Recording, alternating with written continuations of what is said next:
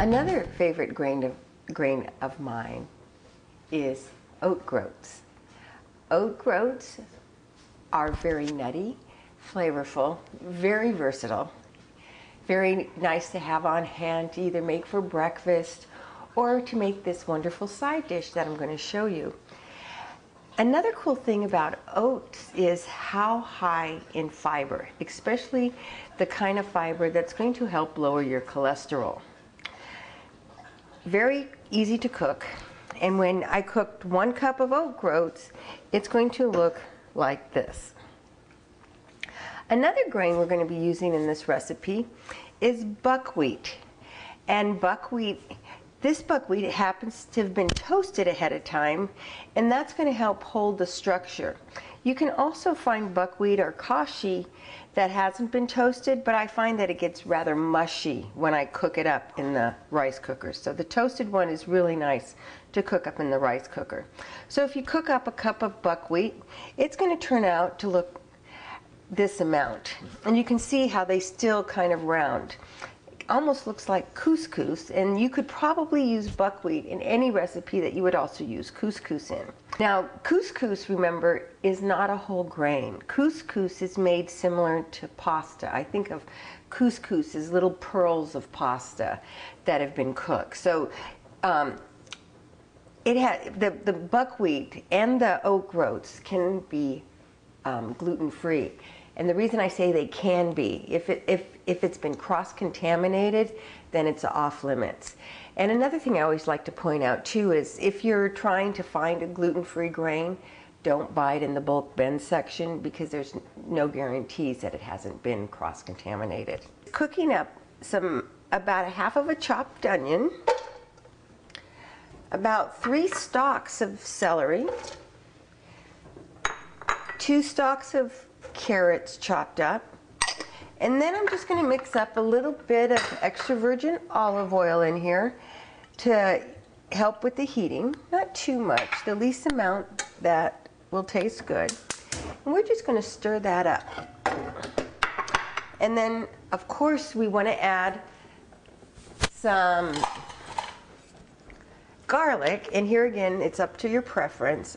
We like garlic, so I'm going to add close to a whole tablespoon of chopped garlic.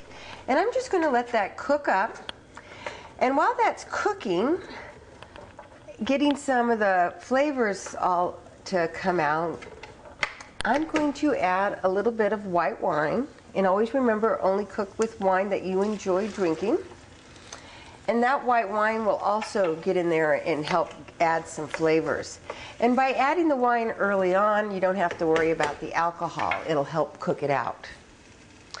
Now, I'm also going to add the oat groats and the buckwheat in a little while, as soon as all this has cooked up. Another thing I always like to add too is the stems to the mushroom. That helps, gives it also a little bit of a mushroomy flavor. So you can cook that in there as well.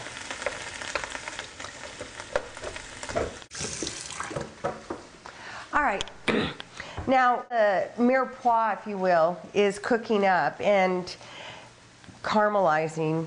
I'm going to get a little bit of extra virgin olive oil and try to give these just a little bath in a very light coating.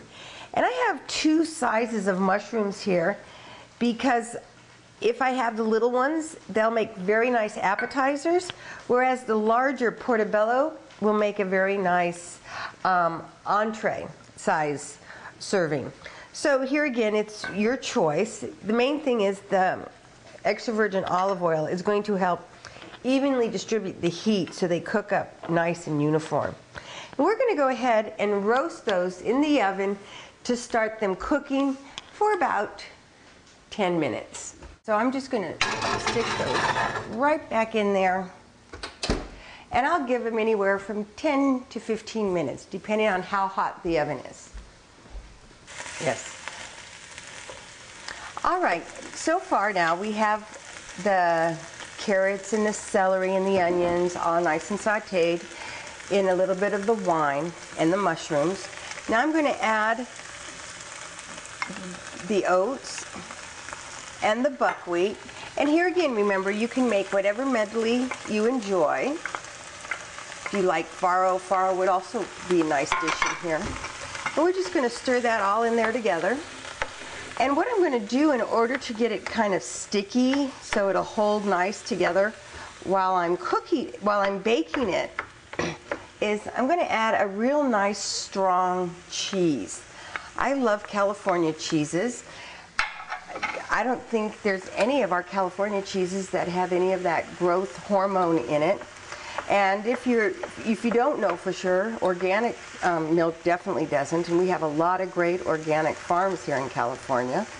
And so a nice strong California cheese works really well in this. And what we want it to do is just to melt, so it's going to hold the whole grains together. Now the mushrooms have been roasting at 400 degrees for the last 15-20 minutes. You know they're done because all the juices are starting to come out very nice. So now we're going to take them over here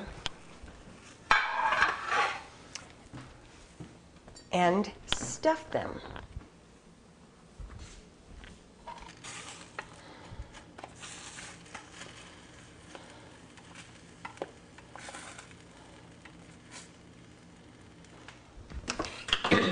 The last thing I have left to do is to add a little bit of fresh thyme to the mixture, a little bit of pepper,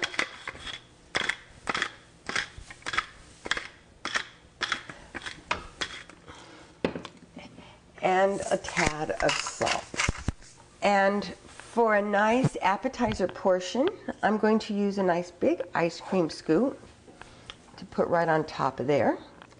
And then I can use for the little mushrooms a little ice cream scoop, and I'll have nice little appetizers for when people come by.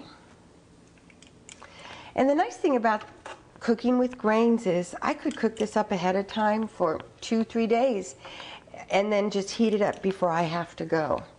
So it's very nice how versatile it is. Okay, and the last thing is I'll sprinkle a little bit of Parmesan, and then I'm going to put them back in the oven for about another 15 minutes. As you can see, we've just taken the mushrooms out of the oven, and here we have a wonderful portion for an entree size, and then these cute little buttons will be perfect for little appetizers. So you have your little stuffed mushrooms.